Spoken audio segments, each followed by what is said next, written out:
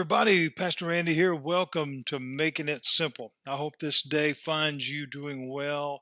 This beautiful Tuesday that we have here in Florida, boy, the sun is shining, and it's just a beautiful, beautiful day. Of course, we're called the Sunshine State, and I got to tell you, the 2 years that we've lived here, there's been a lot more of that than there has been anything else, and just what a joy.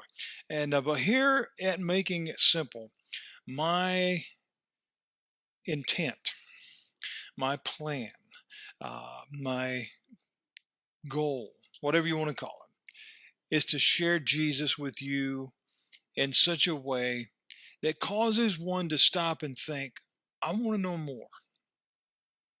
It's not about a format of just preaching or just reading the Bible. It is talking, I mean, in a conversational way, as if you and I were sitting here at my table and just having a conversation.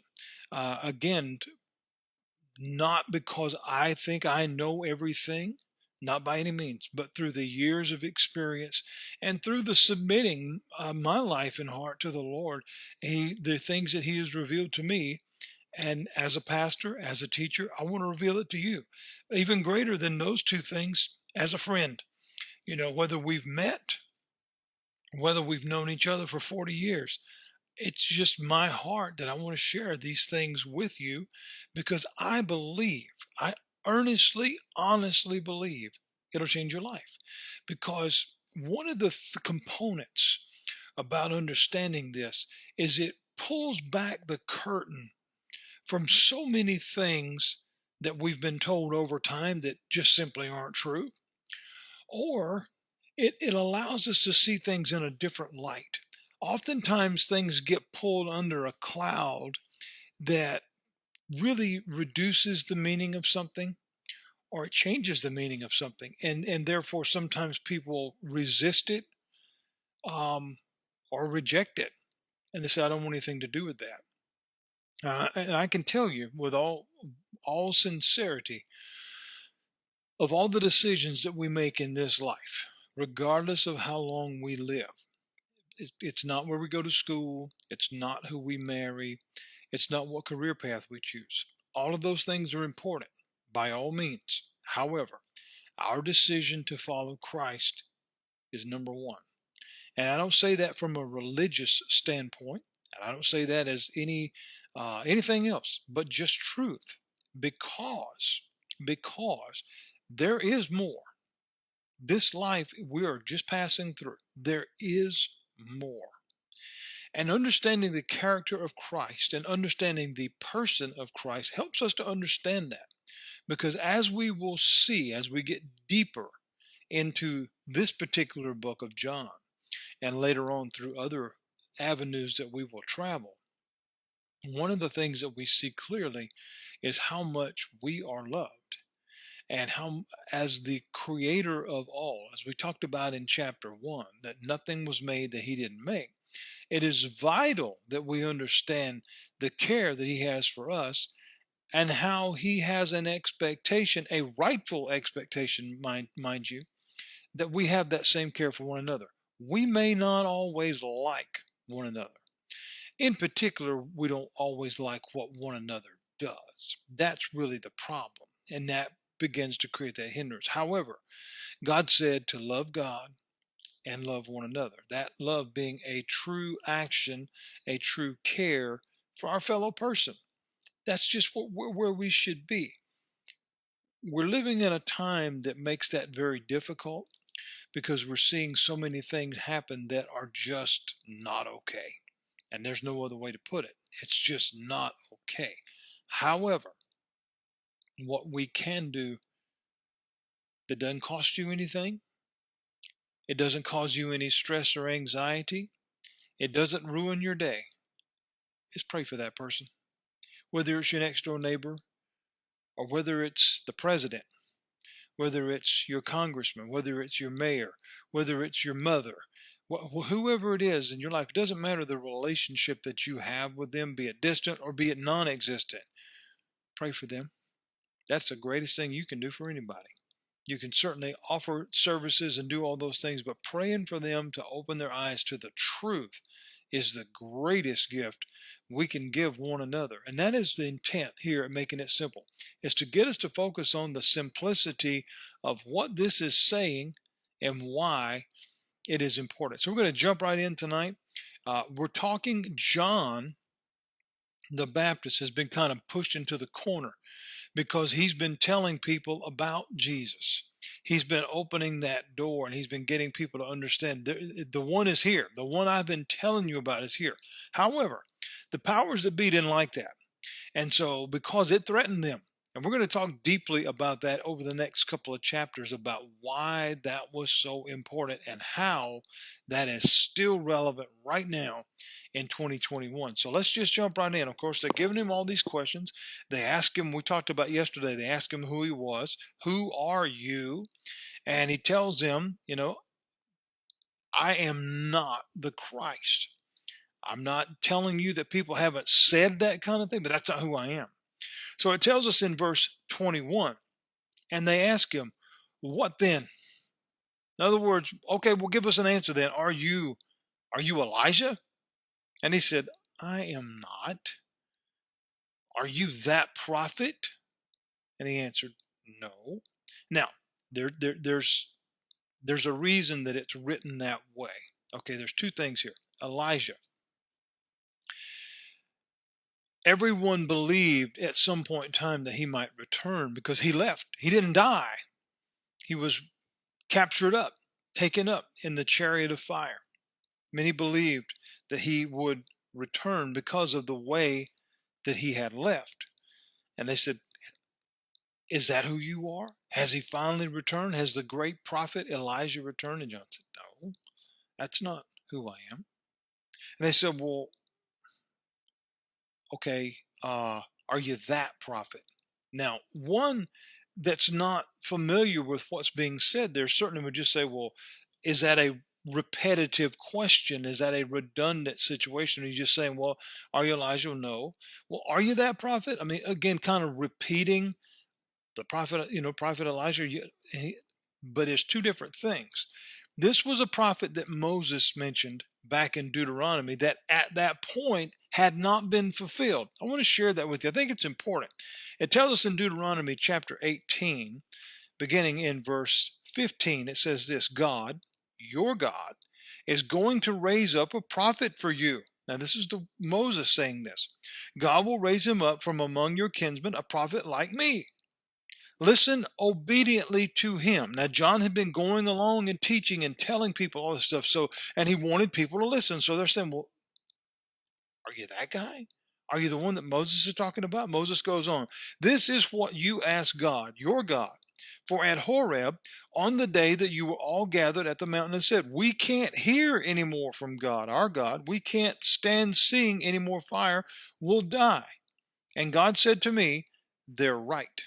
They've spoken the truth. I'll raise up for them a prophet like you from their kinsmen, and I'll tell him what to say, and he will pass on to them everything that I command him. So those that were questioning John said, okay, are you that guy? Is that the one? I mean, we've been waiting. Because remember, they're prophets and scholars and scribes, and they know the scriptures. And it says that he said to them, no. Well, he saw what they were doing because they were grasping at straws. He knew that somewhere in the midst of their thoughts, they knew. They knew because it had been foretold of what was coming and how it would take place. They knew. But even from the moment of the birth of Jesus, as was given in Isaiah, that the virgin would give birth, that happened in the other Gospels. We don't really have that account here. We have more of the adult account of Jesus' life. But if we go back to Matthew and Mark and Luke, we see that account. Herod and Pilate and they didn't accept anything but that. They did not like their authority being challenged. That hasn't changed. We still see that happening right now on a very, very high level. So John knew what they were up to, and he had an idea that they knew, but at the same time, they didn't want to hear the truth. They knew the answer, but they didn't want to hear it. And so we still see a lot of that going on today. Many know the answer before they ever answer the question, but they don't want to hear it. They know, but they don't want to hear the answer. So John says in verse 22, as they got more frustrated, they got more upset. Why? It all comes around one little word, my friends: the truth. All of us, no one is exempt, have told something that wasn't true, stretched it, exaggerated it, made it up, whatever. Not justifying it, it happens. It's human. But that is not what this truth is. This truth is a life-changing, life-altering message. Jesus was trying to get everyone to understand what you're being told is not only incorrect, but it's not productive for your life. You don't have to live that way. You have been set free. You are not under bondage. You are no longer enslaved to the enemy, to the sin, to all this other. You don't have to keep doing these things. You don't have to stay there. You can be set free, free of mind, free of heart, free of soul, all of it. It can happen. It will happen if you just listen to the truth. John was a purveyor of that. He was trying to get people to understand that. And they said, then who are you? They were getting angry. They were getting upset. Who are you so that we can give an answer to those who sent us? What say you of yourself? So they're pretty upset. They're pretty out there. But the truth is, if they truly had understood the word, if they had truly understood the prophecies that had been foretold, they would have known exactly who he was. But see, they weren't interested in the truth. They weren't interested in anything but advancing their agenda. Now, some of you are saying, well, wait a minute, Pastor Andy, that sounds pretty modern. It's a heart issue, friends. It's a heart issue, because many today are absolutely fighting this same battle for the very same reasons. They demanded an answer. But it also shows, because they were saying, just tell us something. They just wanted something to nail him on. They didn't care what he said. They just wanted to say, they wanted one of those aha moments. Aha, we got you. We got you. Because you're doing something that we don't want you to do.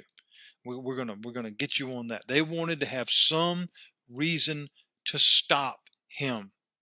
Not because he was telling people about Jesus, not because he was telling people about getting baptized, or, hey, you know what, you ought not to live that kind of way. No, it was much more than a moral high ground.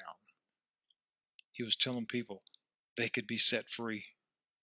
And the absolute one thing that the enemy hates, and the enemy being a broad word, we could use it literal, figurative, spiritual, emotional. We can use it in every kind of capacity. The enemy does not want anyone free. He doesn't want you free physically. He doesn't want you free emotionally. He doesn't want you free financially, any kind of way, because the enemy loves oppression. Because when one is oppressed, they become depressed. When one becomes depressed, they become controllable. And that is exactly why they wanted to stop him, because he was telling people the truth, and even greater truth is on the way in the person of Christ. So they had set the stage, if you will, and they would use these very same tactics against Jesus later on. They said, what do you say for yourself? We'll find out tomorrow when we come back here on Making It Simple. The enemy has one playbook and he keeps using it over and over and over, hoping, just hoping for a victory somewhere along the way. He gets little ones here and there because people give in. People are like, oh, well, I'll just go along with it. We see a lot of that going on too today. Friends, here at Making It Simple, my job is to just share this message with you. I don't politicize things. I'm not going to get on my own personal agenda or thoughts or opinions. If I share one of those, I will preface it with that and let you know this is what I think. But reality allows me to not even have to say those things because it's right in front of us, just like it was then. They didn't want to see it. They didn't want to hear it. The same problem is right here, right now. And it is a heart issue. It has always been a heart issue, and it always will be a heart issue until the Lord comes back and really sets things straight. I hope you have a great rest of the day. It is a joy and an honor to be with you here on Making It Simple. I want to thank you for the opportunity to do it. Thank you for giving me just a portion of your day. And I hope the rest of your day is awesome. And Lord willing, I'll see you tomorrow.